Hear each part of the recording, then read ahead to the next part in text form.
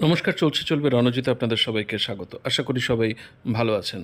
দেখুন, লাগাতার এবিপি আনন্দে সুমন যে ভূমিকাটা পালন করছে, এবং আমি বলবো এই লুঙ্গি বাহিনী যে সংখ্যালঘু সম্প্রদায়ের একটা অংশ যাদেরকে না ব্যবহার করছে, এই সময় দাঁড়িয়ে তৃণমূল কংগ্রেস বা এই সরকার যেভাবে তাদেরকে তোল্লায় দিচ্ছে, কোনো রকম অ্যাকশান নেওয়া থেকে বিরত থাকছে পুলিশ প্রশাসন, সেখানে এই এবিপি আনন্দের সুমন সোচ্চার কণ্ঠে বলছে। শুধু তাই নয়, যে সমস্ত পুলিশ কর্তারা বামেদের সময় কাজ করেছে, স্বাধীনভাবে কাজ করেছে, হ্যাঁ কিছু ক্ষেত্রে তো অবশ্যই দুর্বলতা ছিল, কিন্তু বেশিরভাগ ক্ষেত্রে যে নিরপেক্ষতা দেখিয়ে একেবারে কড়া হাতে এই সমস্ত সাম্প্রদায়িক দাঙ্গাগুলোকে রুখেছে, তাই 34 বছরে কোনো সাম্প্রদায়িক কোনো অবস্থা হাতের বাইরে যায়নি। তো সেই জায়গায় দাঁড়িয়ে এই যে লুঙ্গি বাহিনীকে এতটা প্রশ্রয় দিচ্ছেন শুধুমাত্র ভোটের একটু ফায়দা তোলার জন্য, এটাতে কিন্তু পশ্চিমবাংলার চিত্র, পশ্চিমবাংলার কালচার, পশ্চিমবাংলার যে সুনাম, সেটা অক্ষুণ্ণ থাকছে না, বদনাম হচ্ছে, কলুষিত হচ্ছে। এই জায়গাটা থেকে বেরিয়ে আসতে হবে। দেখুন, পুলিশ কর্তা প্রাক্তন সলিল ভট্টাচার্য যে ভাষায় মমতা বন্দ্যোপাধ্যায়কে আক্রমণ করলেন, তার সরকারকে আক্রমণ করলেন, এটা নজিরবিহীন। লজ্জা থাকলে নিশ্চিতভাবে এই সরকার আর একদিনও চলতে পারে না। শুধু তো একটা ঘটনা না, কখনো মুর্শিদাবাদ হচ্ছে, কখনো মেটিওয়া বুরুজ হচ্ছে, কখনো কেদিরপুর হচ্ছে, কখনো এই মহেশতলা হচ্ছে। সুতরাং এই ঘটনা চলতেই থাকবে এবং সাধারণ মানুষ আরও বীতশ্রদ্ধ হয়ে পড়বে, একসময় তাসের ঘরের মতো ভেঙে পড়বে। শুনুন সলিলবাবু কি বললেন। দেখুন, সৌমিনদা একটা খুব গুরুত্বপূর্ণ কথা বলছে। কোনো সন্দেহ নেই, জনসংখ্যা বেড়েছে, পুলিশের সংখ্যা বেড়েছে, থানার সংখ্যাও বেড়েছে, প্রচুর থানা, ছোট ছোট থানা বিকেন্দ্রীকৃত হয়েছে। কিন্তু লোকসভার ডেটা কি বলছে? এই মুহূর্তে আমার হাতে ভারতবর্ষের লোকসভার ডেটা বলছে পার লাখ পপুলেশন, অর্থাৎ লক্ষ জনের নাগরিকের সঙ্গে পুলিশের যে ratio, per lakh population police force second lowest হচ্ছে West Bengal, first lowest Bihar, তারপরই হচ্ছে পশ্চিমবঙ্গ। অতএব আবার বলছি, শূন্য পদ, এবং সেই শূন্য পদে সিভিক ভলেন্টিয়ার দিয়ে ভরা যাবে না। আমি এইখান থেকে দেখবেন, একটু আগে যে ফুটেজগুলো আগের প্রতিবেদনে দেখালাম, মন দিয়ে দেখলে বেশ কয়েকটা উদ্বেগজনক বৈশিষ্ট্য কিন্তু আজকের ঘটনার আমাদের সামনে আসে। কি? প্রথমত দেখুন, দফায় দফায় ভাঙচুর, সরকারি সম্পত্তির, থানার সামনে পুলিশের সম্পত্তি ভাঙচুর, ছাদের ওপর থেকে মুষলধারে বৃষ্টির মতো অবিশ্রান্ত ইট বৃষ্টি। তার মানে ছাদগুলোর ওপর ইট জমিয়ে রাখা হয়েছিল। তাহলে প্রশ্ন ওঠে যে পুলিশের ওপর এই আক্রমণ কি পূর্ব পরিকল্পিত? অর্থাৎ এটা কি ওই ফলের দোকান বসানোর কোনো ঘটনার পরিপ্রেক্ষিতে একটা স্বতঃস্ফূর্ত বিক্ষোভ, কোনো ক্ষোভের বহিঃপ্রকাশ, নাকি এর পেছনে সত্যিই কোনো পূর্ব পরিকল্পনা ছিল? আমি আমার পরের বক্তা সলিল ভট্টাচার্যের কাছে যাব, তার ব্যাখ্যা নিয়ে। সুমন, তোমায় খুব সিনিয়র পলিটিক্যাল পার্সোনালিটি সমীর বাবু, তোমায় গোষ্ঠীদ্বন্দ্বের অর্থ বোঝাতে হবে, তোমাকে তোমার মুখ দিয়ে বলাতে। এটা আমার একটা সময় মনে হচ্ছিল যে যারা ওখানে পুলিশকে আক্রমণ করছিল ওরা বোধহয় পুলিশ। আজকে যদি এরা পোশাক পরা না থাকতো, আমার মনে হয় যে এরাই বোধহয় দুষ্কৃতকারী, সমাজ বিরোধী। সুমন, আমি ডিএসপি ইন্ডাস্ট্রিয়াল ছিলাম, বাটা ফ্যাক্টরির উল্টো দিকে আমার অফিস কাম বাংলো ছিল, ওপরে থাকতাম, নিচে আমার অফিস ছিল।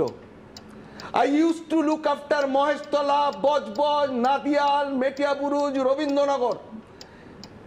তারপরে সেগুলো ভেঙে ভেঙে দু চারটে থানা হয়েছে, কলকাতা পুলিশ মার্জ হয়েছে, বর্ডারিং এরিয়াতে Kolkata police, West Bengal police সবাই আছে।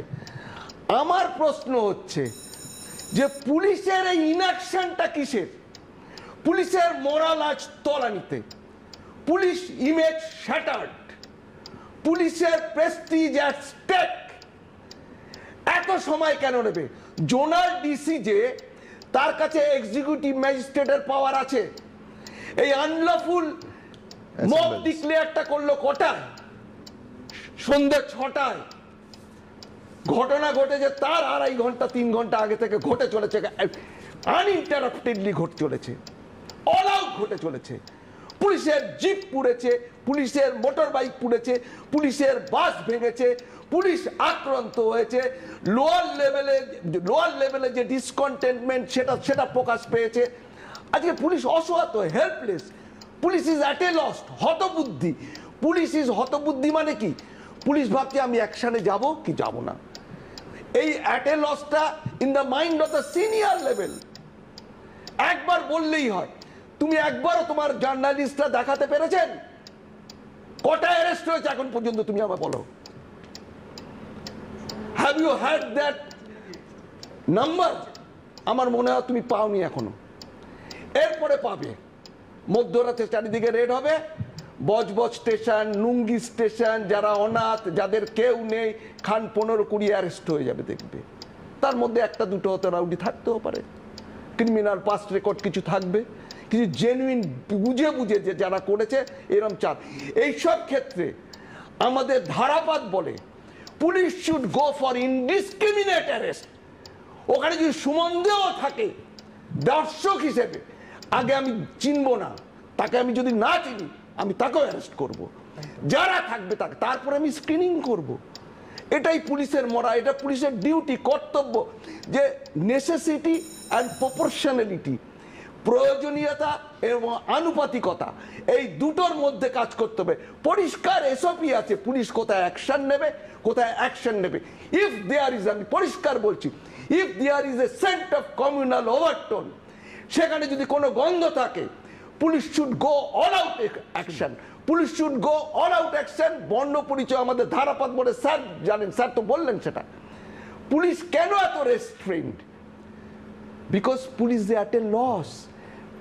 লোয়ার লেভেলের পুলিশ অফিসাররা কিন্তু রেস্ট্রেন্ট নয়। যারা সিনিয়র লেভেল, যারা দাসত্ব করছে, কোন পার্টিকুলার শাসক দলের বলো, যে কোনো রাজনৈতিক দলের হয়ে যারা দাসত্ব করছে, বিশেষ করে আমি বলে শাসক দলের হয়ে, there is no rule of law in the state of West Bengal at presently. নেই সুমন, নেই।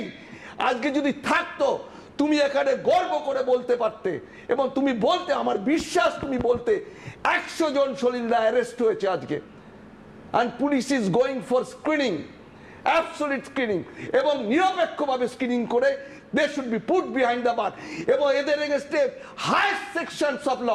অনুব্রত মণ্ডলের আজ পর্যন্ত তার মোবাইলটা সিজ হলো না। আমি আসবো ঠিক একই প্রশ্ন।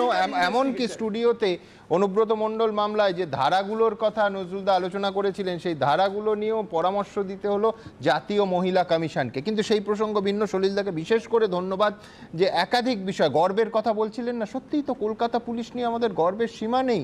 এই কথা আমি ক্যামেরার সামনে বলতে ন্যূনতম দ্বিধাবোধ করি না। যখন তসলিমা নাসরিনের কলকাতা ছাড়া নিয়ে সেই সাম্প্রদায়িক উত্তেজনা হলো, তখন আমাদের অন্য অফিস ছিল, তখন থিয়েটার রোডের মুখে সেই অফিস ঘিরে ফেলা হলো, অফিস ভাঙচুর শুরু হয়ে গেল। মানে 15 মিনিট ওই ভাঙচুর চললে অফিস বলে কিছু থাকতো না, টেলিকাস্ট বন্ধ করে দিতে হতো। কলকাতা পুলিশ বারবার এই ঘটনা আমি বলি 4.5 মিনিটে রাস্তা ফাঁকা করে দিয়েছিলেন। একজন থানার ওসি, ঘটনাচক্রে তিনি এখন স্টুডিওর অতিথি হন প্রায়, অনিল জানা, এবং সিপি স্বয়ং, তখন গৌতম মোহন চক্রবর্তী, এসে অ্যাবসলিউটলি ভাঙচুরের হাত থেকে অফিসকে বাঁচিয়ে, একটা নয় একাধিক, আমি 10টা ঘটনা এক্ষুনি গড়গড়িয়ে বলে যেতে পারি, যেটা কলকাতা পুলিশের দক্ষতা নিয়ে কোনো প্রশ্ন তোলার জায়গাই থাকে না। সেই কলকাতা পুলিশকে মহেশতলার মতো জায়গায়, কলকাতা পুলিশের অধীনে এবং সংলগ্ন এলাকায় 3 ঘন্টা ধরে মার খেতে হলো। এবং তার ফলটা কি হলো? এক হচ্ছে সাধারণ নাগরিকরা আহত হলেন, সরকারি সম্পত্তি নষ্ট হলো, এবং ওষুধের দোকান থেকে শুরু করে ছোট সেলুন, ছোট ব্যবসায়ীদের কি ভয়ঙ্কর ক্ষতি হলো আমার আরেক সহকর্মী অর্ণব এক্ষুনি দেখাবে।